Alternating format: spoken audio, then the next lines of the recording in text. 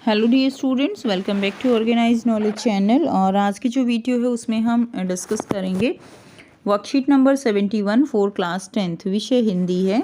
ठीक है, और ये वर्कशीट आपके लिए 17 जनवरी 2022 के लिए शेड्यूल की गई है।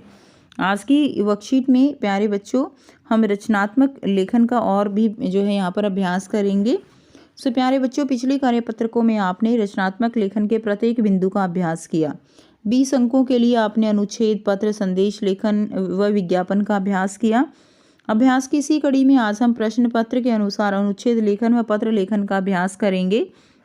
अगली कार्यपत्रिका में हम संदेश लेखन व विज्ञापन का अभ्यास करेंगे। ठीक है, तो यहाँ पे आपको दिया गया है कि निम्नलिखित में किसी एक विषय पर दिए गए संकेत बिंदुओं के आधार पर लगभग 80 से 100 शब्दों में एक अनुच्छेद लिखिए। ठीक है, तो इसमें देखिए आपको दिया गया है जैसे बढ़ती बेरोजगारी एक ज्वलंत समस्या। बढ़ती बेरोजगारी के ऊपर आपको अनुच्छेद लिखना है। हमारे राष्ट्रीय पर्व और मधुर वचन है, औषधि कटु वचन है, तीर ऐसी बाणी बोलिए मन का आपा खोए। तो यहाँ पे इस तरह से आपको इनके ऊपर 80 से 100 शब्दों में अनुच्छेद लिखना है। लेकिन देखिए यहाँ पे दिया गया है अनुच्छेद, जबकि यहाँ पे जो भूमिका, समस्या का स्वरूप, कारण, दुष्परिणाम, ये जो टॉपिक दिए गए हैं ना, ये इस तरह से निबंध में लिखे जाते हैं बच्चों। क्योंकि निबंध जो होता है वो कई सारे अनुच्छेद को मिला के निबंध लिखा जाता है। अनुच्छेद निबंध का एक आप कह सकती हो कि नॉर्मल एक पार्ट होता है। क्लियर? अनुच्छेद, कई तरह से अनुच्छेद जो है वो निबंध में के अंदर लिखे जाते हैं। तो ये जो आपको दिया गया है ये निबंध के लिए दिया गया है और बोला आपको अनुच्छेद गया है, तो ये चीज़ थोड़ा सा यहाँ पे गलत हो गई है। ठीक है, तो आपको अनुच्छेद लिखना है। दूसरा जो क्वेश्चन है उसमें आपको आपके विद्यालय के शारीरिक रूप से चुनौतीपूर्ण विद्यार्थियों की आवश्यकताओं को ध्यान में रखते हुए विद्यालय परिसर और कक्षा कक्ष में विशेष सुविधाओं की उपलब्धता के लिए विद्यालय प्रबंध समिति के अध्यक्ष को 80 से 100 शब्दों में पत्र लिखना है। तो या तो आप ये पत्र लिख सकते हो, या आप किसी पर्वतीय स्थल की यात्रा करने गए थे, वहाँ एक स्थानीय छात्र से आपकी मित्रता हुई और उसके सहयोग से आपकी यात्रा अविस्मरणीय बन गई। उसे धन्यवाद देते हुए 80 से 100 शब्दों में एक पत्र आपको लिखना है।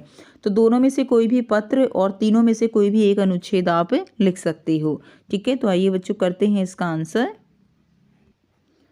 सबसे पहले हम बेरोजगारी की समस्या के ऊपर आधारित जो है अनुच्छेद लिखेंगे।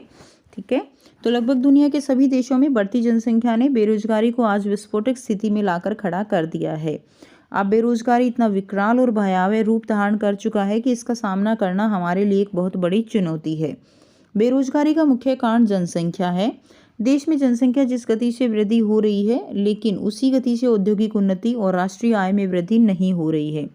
बेरोजगारी के मुख्यतः दो प्रकार हैं, स्वैच्छिक और अनैच्छिक बेरोजगारी।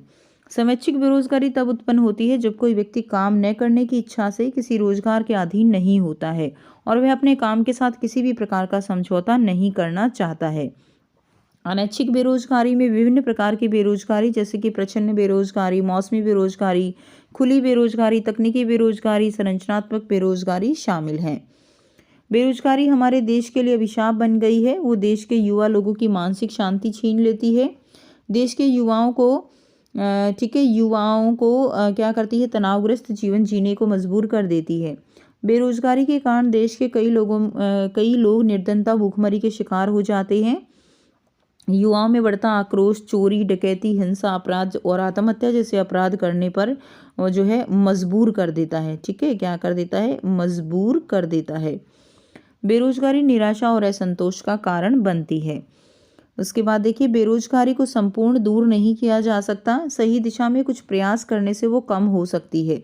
सबसे पहले हमें जनसंख्या को काबू करना होगा। जनसंख्या काबू में करने के लिए हमें खुद से जागरूक होना पड़ेगा। भारत सरकार बेरोजगारी को दूर करने की दिशा में महत्वपूर्ण कदम भी उठा रही है।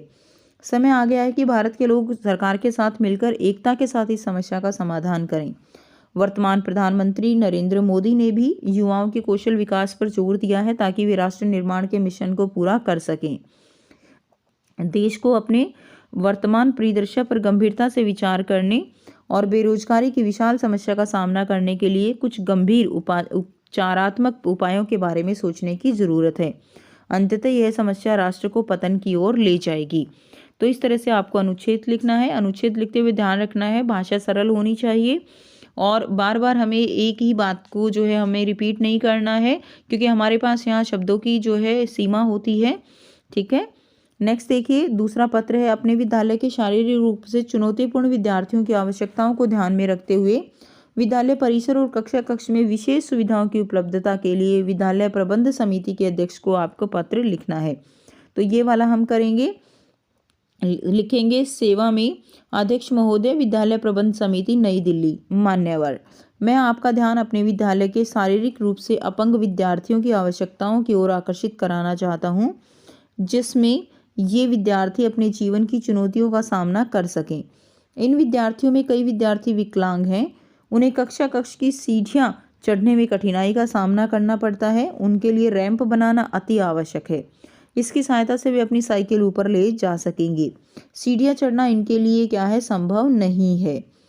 हमारे स्कूल में 2 दृष्टिहीन विद्यार्थी भी हैं, जिनके लिए ब्रेल लिपि में पुस्तकों की व्यवस्था की जानी चाहिए। इन्हें एक सहायक की आवश्यकता भी होती है।